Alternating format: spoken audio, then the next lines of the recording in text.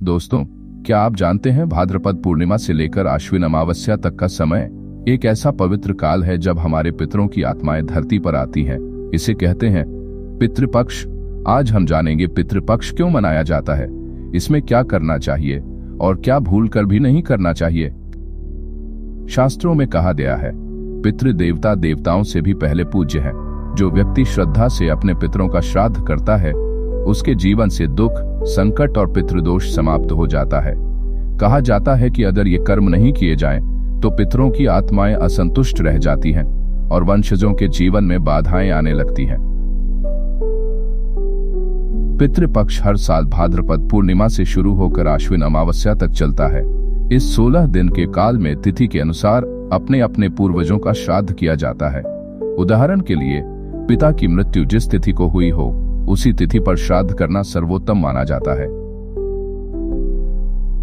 श्राद्ध करने की विधि बहुत सरल है। नंबर 1, प्रातः स्नान करके शुद्ध वस्त्र पहन लें। नंबर 2, घर या नदी के किनारे कुशा आसन बिछाकर बैठें। नंबर 3, पूर्वजों का ध्यान करके तर्पण करें। जल में तिल, फूल, अक्षत, चावल और कुश डालकर ओम पितृभ्यः स्वधा मंत्र के साथ अर्पण करें। नंबर 4, इसके बाद ब्राह्मण भोजन कराएं और दक्षिणा दें। नंबर 5, अंत में गाय, कौवा, कुत्ता और चींटियों को भोजन का अंश अवश्य दें। शास्त्रों में कुछ निषेध भी बताए गए हैं।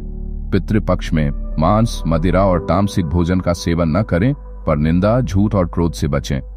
नए घर में प्रवेश, विवाह या मांगलिक कार्य नहीं करना चाहिए, क्योंकि यह समय केवल पितरों की सेवा और स्मरण के लिए होता है। पितृपक्ष में श्राद्ध के साथ साथ तुलसी और पीपल के पेड़ में जल चढ़ाएं। गरीबों, ब्राह्मणों और गौ सेवा करें। पितरों के नाम से दान करें, जैसे भोजन, कपड़े या अनाज। इन छोटे छोटे कर्मों से पितृ प्रसन्न होते हैं और आशीर्वाद देते हैं। जो व्यक्ति श्रद्धा से पितृपक्ष में श्राद्ध करता है उसे जीवन में संतान सुख, धन धान्य, स्वास्थ्य और परिवार में शांति का आशीर्वाद मिलता है।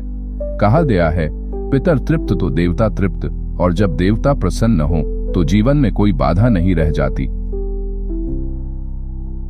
दोस्तों, पितृपक्ष केवल एक कर्मकांड नहीं बल्कि हमारी परंपरा और कर्तव्य है। ये वो अवसर है जब हम अपने पूर्वजों के प्रति कृतज्ञता व्यक्त करते हैं। आप भी इस बार पितृपक्ष में अपने पितरों को श्रद्धांजलि दें, क्योंकि याद रखिए, जिनकी वजह से हमारा अस्तित्व है उनका सम्मान ही सबसे बड़ी पूजा है।